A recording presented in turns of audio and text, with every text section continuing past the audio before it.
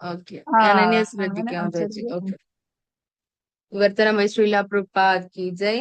ഈ വൃക്ഷത്തിന്റെ യഥാർത്ഥ രൂപം ഈ ലോകത്ത് കാണുകയില്ല. അതിന്റെ ആരംഭമോ അവസാനമോ അടിസ്ഥാനമോ കണ്ടെത്താനാവില്ല. വേരുറച്ച ഈ വൃക്ഷത്തെ ദൃഢനിശ്ചയത്തോടെ വിരക്തിയാകുന്ന ആയുധത്താൽ ഛേദിച്ചു കളയണം. എന്നിട്ട് എവിടെ ചെന്നാൽ തിരിച്ചു വരവില്ലയോ ആ ദിവ്യ പദം കൂകി സ്മരണാതീത കാലം മുതൽക്കേയുള്ള എല്ലാത്തിന്റെയും ഉറവിടമായ പരമപുരുഷന് സ്വയം സമർപ്പിക്കണം. അപ്പൊ നമ്മള് ഒന്നാമത്തെ ശ്ലോകത്തില് ആ ഒരു വൃക്ഷത്തിനെ കുറിച്ച് ഭഗവാൻ പറഞ്ഞു. ഭൗതിക ലോകമാകുന്ന വൃക്ഷം എന്താണ് എന്ന് പറഞ്ഞു. തലകീഴായിട്ടുള്ള ഒരു നിഴൽ, അല്ലെ, പ്രതിബിംബമാണ് ഭൗതിക ലോകം എന്ന് പറഞ്ഞു. രണ്ടാമത്തെ ശ്ലോകത്തിൽ നമ്മൾ അതിനെ കുറച്ചും കൂടെ അതിന്റെ ശാഖകൾ എന്താണ്, ചില്ലകൾ എന്താണ്, വേരുകൾ എന്താണ് എന്നതിനെ കുറിച്ച് പറഞ്ഞു.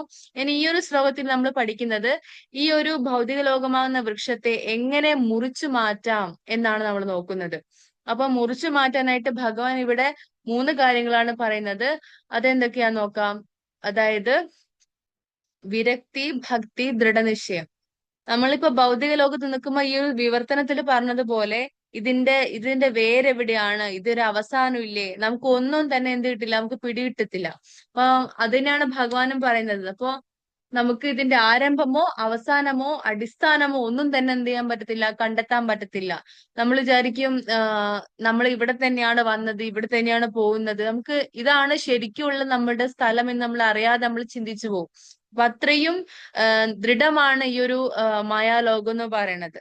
അപ്പൊ നമ്മൾ എന്ത് ചെയ്യണം, പക്ഷെ നമ്മൾ ചിന്തിക്കണം, എന്തുകൊണ്ടാണ് എനിക്കിങ്ങനെ ഇവിടെ എത്ര ശ്രമിച്ചിട്ട് സന്തോഷം കിട്ടാത്തത്, സമാധാനം കിട്ടാത്തത്, അപ്പൊ എന്താണ് ഇതിന്റെ കാരണം